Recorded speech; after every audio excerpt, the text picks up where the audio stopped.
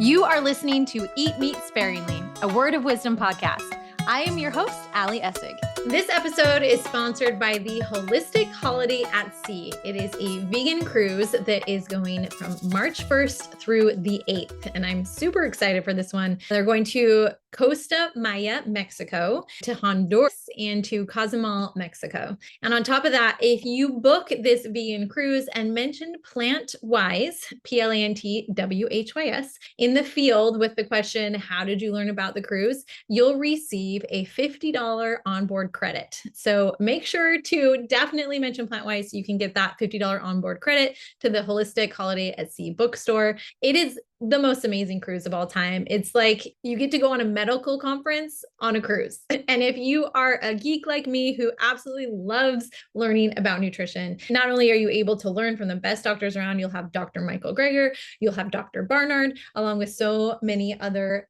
doctors and influencers. It is probably one of the coolest experiences of all time. So definitely check that out if that is something that you're interested in. Okay, so for today's episode, we're talking about breast cancer. It is Breast Cancer Awareness Month. And a lot of people have a lot experiences with breast cancer because honestly, 1 in 8 women have a lifetime exposure risk of 1 in 8. So whether it's us personally or someone we know, then the risk is just getting higher and higher. And we're going to talk about what you can do to minimize your risk. But with that, I was flying home on Delta, and Delta right now has a really great breast cancer awareness campaign. And if you were to buy their pink lemonade, then they would donate the proceeds to breast cancer research. And I want to say, first of all, it is important to note that all of this awareness around breast cancer actually matters. We have increased early detection significantly, it's improved since the 1950s, and people who are diagnosed with breast cancer are dying from it less and less.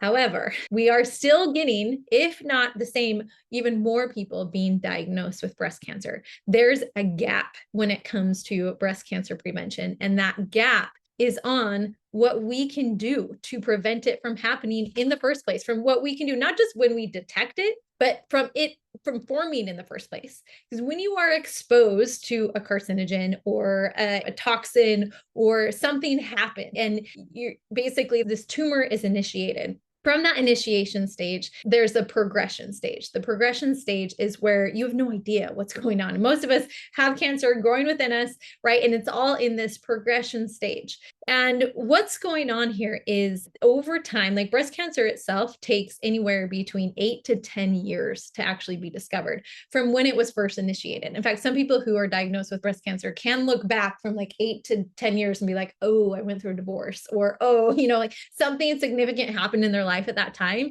But from there, or sometimes they don't know at all, you don't always know, but from there, it takes 8 to 10 years. And that's where diet and lifestyle really play a major role. And we don't talk about this enough. We do not talk about what you can do in this stage. And there's a couple different reasons why, because you don't know, you don't know what's going on. And I was thinking about this because I was a generally healthy person before we went plant-based. I exercise. In fact, I was looking at old videos. I started my Pilates Instagram account up again. I had a Pilates Instagram account during and pre-COVID, and it's so bad. Like the images are so bad. My lighting's terrible, but hey, I'm so proud of myself for starting it. Like, way to go me. And it was when I was pregnant with the twins, and I was teaching like a pregnant base type of exercises. What's good for pregnancy? What's not great for pregnancy? And I just remember thinking, like, putting this time and effort into it, and then like 2 people saw it. I'm like, this is terrible. Like, why does anyone do this? But it was the great preparation for PlantWhys, because I knew when I started PlantWhys, I was going to do it the right way. I was going to make sure it was beautiful. I was going to make sure my images were better. And I did it with a friend, which really helped with accountability, but I digress. Anyway, I was looking at my PlantWhys Instagram account and noticed it, I looked pretty good. Like, I was pretty fit considering I had lost the major baby weight. I still had a few extra pounds, but it wasn't anything drastic. Like, I truly was healthy. And I think if my husband never had a stroke, where would I be right now? How different health-wise would I be? Because I always prioritize health. I can tell you this, I feel like now I have more energy. The biggest difference is I have more energy. Now, with the cravat that when I stay up too late, I do not have energy. Sleep is always number one. But if sleep is tuned in, then I 100% have way more energy now being plant-based than we did before. But the other thing is, and this is the point, is I have no idea what I'm doing to my body right now by preventing what type of diseases I'm preventing, what type of things that I'm no longer going to have to struggle with when I'm older, because I'm trusting in the science, because I'm trusting in the data. And the data and the science show that the more plants you eat, the more fruits and vegetables, right? The less your risk of Alzheimer's disease, the less your risk of breast cancer, the less your risk of multiple cancers, colorectal cancer, all of these things. And if someone could tell you right now, like I'm telling you, if you do these things, you won't get breast cancer. Would you do it? Would you do it? Because doing something as simple, there was the Women's Shanghai study where they did a study on soy. And it was fascinating because just adding 1.5 servings of soy a week to children's diets, right? A week, decrease their risk of breast cancer by 58%. Soy is your breast friend. Eat more soy when it comes to minimizing your risk of cancer. Now, a lot of people fear soy. They're afraid, like, are you sure? Because there was research done in the past on rats that they were given an insane amount of soy and it wasn't great. Well, when research was done on women who had breast cancer or seeing the risk that you have when you consume soy, and it didn't even happen until 2009, right? And then once we had that research, we show that it is so good for preventing breast cancer. It is so good. And if you even just look at epidemiological studies, look at all of these Asian-based countries who've eaten soy for years and years and years, and look at their breast cancer risk. It's very, very minimal. It's very small. However, when these Asians move to the United States, these immigrants move to the United States, guess what happens? They double their risk of breast cancer. So clearly it has something to do with diet and lifestyle. And so a huge part of that is diet. Now, when it comes to cancer, you have what's called angiogenesis. So during this progression stage, as cancer starts to grow, it needs to be fed through nutrients, just like any other cells. And so blood vessels form around these tumors and then give it what it needs. And it's sending off these signals like form blood vessels around us, right? And you can take drugs that are called anti-angiogenesis inhibitors, and they block that signal of the tumor saying, hey, feed me, to your blood vessels. It blocks it completely. But here's the thing, you don't have to take medication to do that. You can actually eat flax seeds. Flax seeds, guys, flax seeds prevents that from happening. Consuming flax seeds on a regular basis, a tablespoon a day, just put it in your oatmeal, put it in your breakfast. And I sometimes forget I have it. Sometimes I forget to do it. But that small action can actually prevent these blood vessels from forming around cancer. And when the cancer isn't getting the nutrients it needs, then it's not able to grow. But a lot of people say, well, isn't that why you should stop eating sugar? Because doesn't sugar fuel cancer? And the answer is yes, sugar fuels cancer, but sugar fuels everything, every cell. It's glycogen, right? It fuels everything. And so, yes, starving yourself, fasting actually can be beneficial in general. Fasting is, a lot of people who are diagnosed with cancer will fast, right? For that reason. But in general, one of the best things that you can do is just to simply eat more plants. And when you go to a keto diet, number one, you're not getting enough fruits and vegetables. You're not getting enough antioxidants. Okay. And I'll tell you why that matters in a second. And number two, keto diets have been shown to help with insulin sensitivity, which is a risk factor, like being obese, right? So having too much excess weight is a risk factor for breast cancer. Being insulin resistant is a risk factor. And so when you go keto, what it's going to do is help you to lose weight, which is great. It's going to reduce that risk factor. And it can help with the symptoms of insulin resistance, right? And so you can become more insulin sensitive. And so those are two risk factors that are now gone. So yes, it helps. However, it is not necessarily proven to basically really attack breast cancer like a plant-based diet. If I were to be diagnosed today and had to choose between just eating the standard American diet or doing plant-based or doing keto, a lot of people talk about keto, but if you sit down and look at the research, by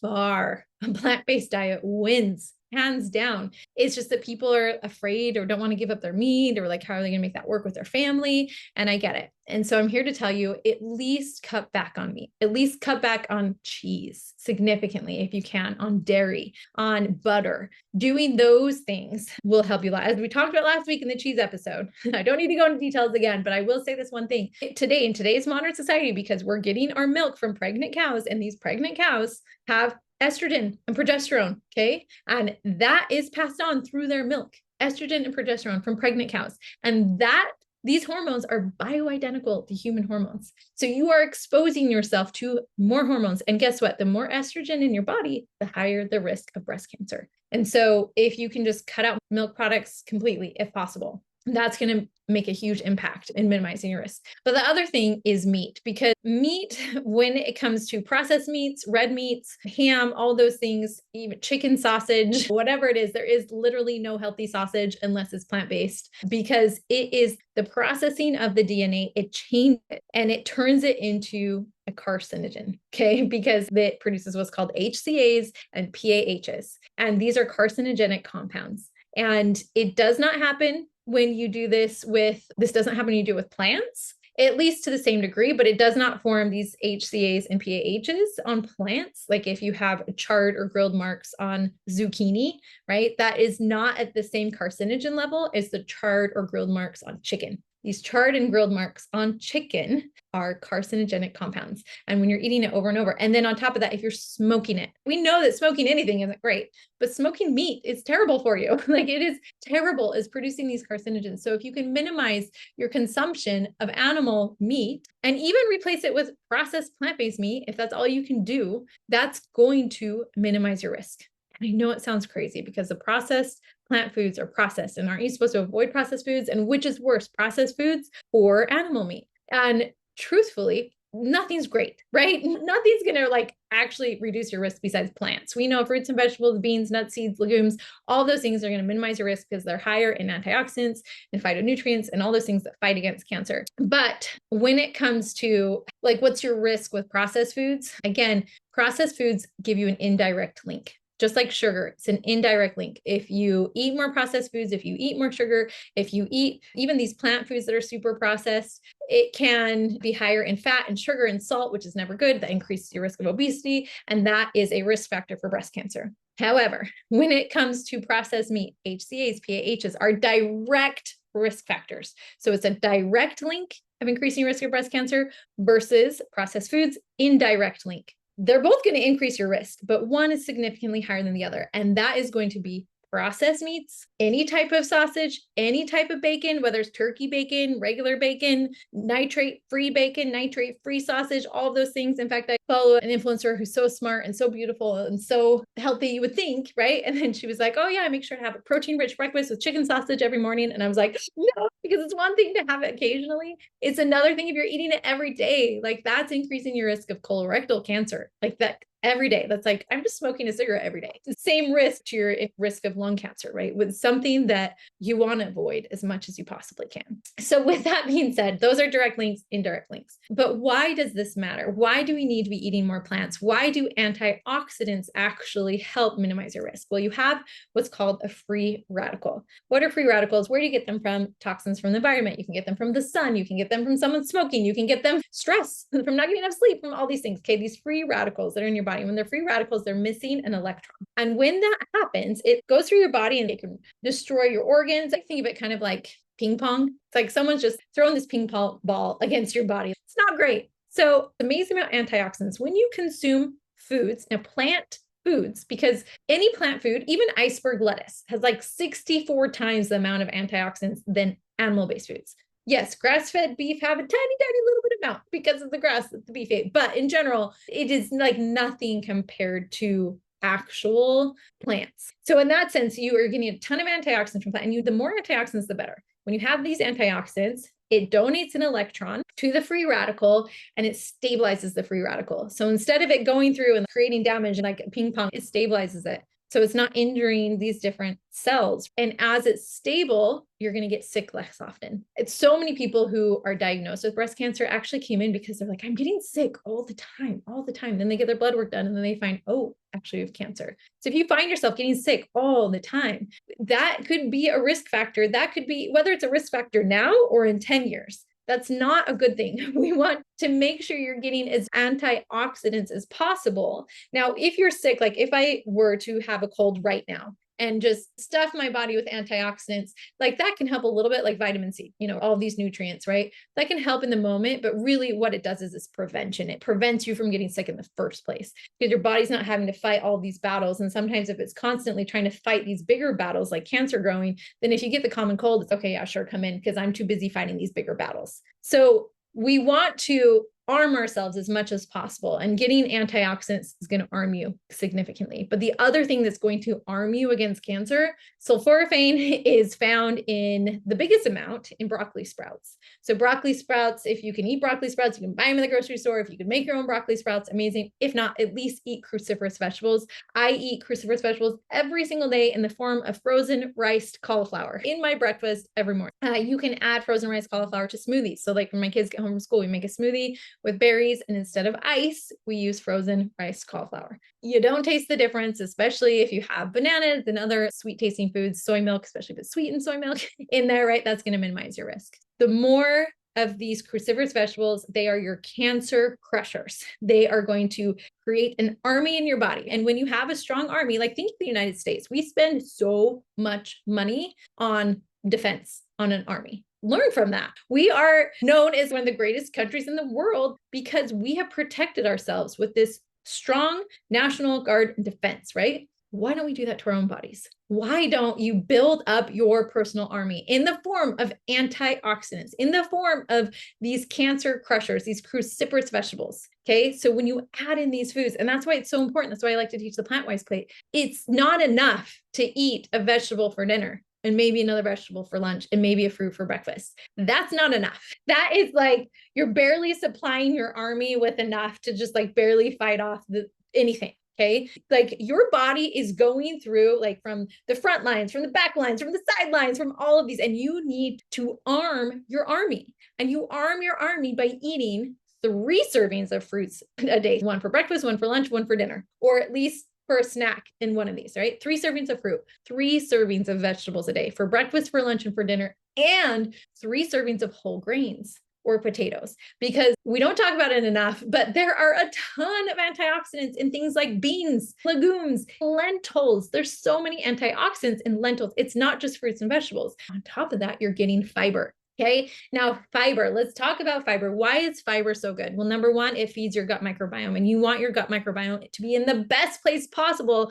to fight off breast cancer. It's going to produce what's called short chain fatty acids. Your gut microbes love fiber. They're like, ooh, give me fiber. Yummy. Thank you. Now I'm going to give you short chain fatty acids for giving me fiber. They're like, what are short chain fatty acids? Short chain fatty acids are things like acetate, butyrate, all of these things that are going to do what? Magically go throughout your body and reduce your risk of cancer, reduce your risk of Alzheimer's, reduce your risk of diabetes, reduce your risk of heart disease, all the things. Like it goes through your body. These short chain fatty acids help you in scientifically in ways that it's so boring to listen to that I don't want to bore you to go through the details. It strengthens your gut lining. It helps you feel more full. It helps you not overeat. So many things. But one of the side effects is you have less risk for cancer. So why are we not talking about this enough? It's Breast Cancer Awareness Month. Why are we not talking about it? Why can't we say, eat an apple a day to keep breast cancer at bay? Because guess what? It's true. If you eat an apple a day, that the skin on an apple is shown to minimize your risk of breast cancer. We need to do more at prevention, at the progression stage. We've done so much research on how to cure cancer. Well, I know how to cure cancer is to prevent it. An ounce of prevention is worth way more than a pound of cure. We need that ounce of prevention. We need more of us talking about eating more antioxidant rich foods. Even simply amla powder. You know, I love amla green. In fact, right here, drinking it in my yerba mate. Even just amla, it has the most antioxidants out of any other food ever studied, right? And it tastes nasty, but amla green has done a good job of mixing it with like cinnamon and ginger and these other things. So it makes it so it's not so bitter. But just adding foods that you know are going to build up your army inside your body. Soy foods build up your army. Fiber builds up your army. And also, not only is it building up your army, but it's also taking out the dead, rotted bodies and throwing them out into your poop. There's so many other risks. The fact that if estrogen is your greatest risk, you know what takes out excess estrogen? Fiber. Fiber acts like a scrub brush, going through the toilet, scrubbing down that whole entire toilet, getting the excess estrogen and pulling it out through your system. 95% of Americans are not eating enough fiber. Why isn't the messaging when it comes to Breast Cancer Awareness Month, eat more fiber? And even just saying eat more fiber, you're like, what, from a supplement? When my husband had a stroke and we were told to eat more fiber, I was like, okay, what is that? Do I eat fiber 1 bars? We need people that understand that even just eating fruits and vegetables alone isn't enough. That's why if you add a cup of beans to your diet every single day, it increases your lifespan by up to 4 years. It's so powerful. Increasing your fiber amount. So say you're getting maybe 15 grams of fiber a day, 10 grams of fiber a day. If you increase that to 20 or 25, just by 10 grams, that decreases your risk of mortality by all causes, not just breast cancer, by all causes by 10%. It's one of the greatest things that you can do. So just in summary, the takeaways as far as food is number 1, alcohol. I didn't even talk about this, but alcohol. Do not drink alcohol. There is no healthy, safe amount of alcohol for breast cancer, period. Cut out alcohol, cut out smoking. If you've had breast cancer, please stop drinking. Please, please, please. I cannot beg you enough. Do not drink alcohol, okay? Do not smoke cigarettes. Those are like the biggest dominoes. Push down those dominoes. After that, eat meat sparingly because the next risk is going to be processed meats, red meats, and even the process that you're putting your meat through. Like if it's chicken, while it's increased your risk of cancer by a smaller amount than red meat or processed meats, it still does increase your risk. Like they found compared to no meat at all, it increases it by 22%, where processed meat, red meat, like 39%. So there's still an increase. It's just not as high. And that's often because when you grill, smoke, or even just pan fry chicken, it produces carcinogens on it. So eat meat sparingly, eat more plants, get more antioxidants into your systems as much as possible. Eat flax seeds, get those seeds in, spices, get all of those plants that you can in any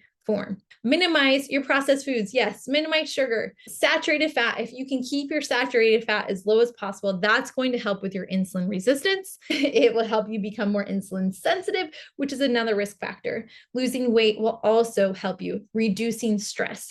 And there's one other thing, because you can eat a perfect diet. As you heard when Chris Wark, I highly suggest going back to the episode where Chris Wark was speaking about cancer and he talked all about forgiveness. It's so, so important. But when it comes to breast cancer specifically, energetically, there are often energetic themes linked to specifically breast cancer, which are number 1, if in your life you have been over nurturing, or on the flip side, self-neglect, right? If you're always caring for others while ignoring your own needs, or you have a difficulty in receiving love or support. You give, but you're like, no, don't help me. That energetically can get stuck right here in your chest, right? And it can prevent you from healing in that area, and it can increase your risk of breast cancer. Another thing is repressed anger or resentment. Suppressed emotions like betrayal or feeling unappreciated in relationships. That's why, like I said, the whole divorce thing, and some people are like, oh yeah, 8 years ago I got divorced and now I have breast cancer. If you have any of these repressed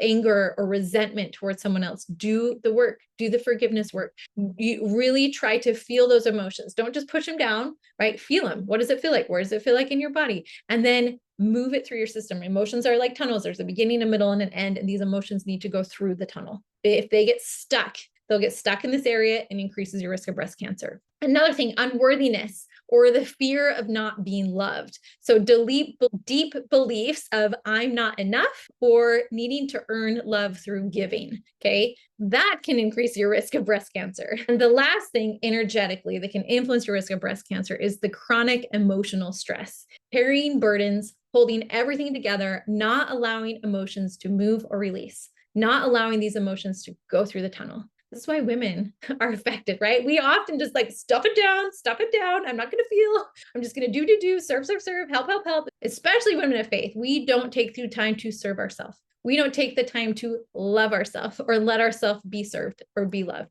And really at the heart of all of this, if you truly want to heal, healing begins when we nurture ourselves with the same love that we've given to others. And so being willing to do that, to spend time, I think it's so fascinating. I can go into all the details when you study the energy centers. And often with breast cancer, it can be your 4th and 5th chakra, like everything kind of in that area, mostly around your heart chakra. And again, giving too much love or not getting enough. And it's interesting how that all plays a role, that resentment, that repressed emotion. And so having an open 4th chakra, right, that you love freely, properly, right? And receive, like being a female is all about receiving. So you receive that support, receive that love. Otherwise, your body's going to force you to do it, because when you're going through breast cancer, you're going to have to ask for help. You're going to have to receive that support. And so being open and willing to do that is huge. It also can be connected to your lungs in some way, sometimes grief. If you have repressed feelings of grief that you haven't really processed, that it's gotten stuck, that can sometimes influence your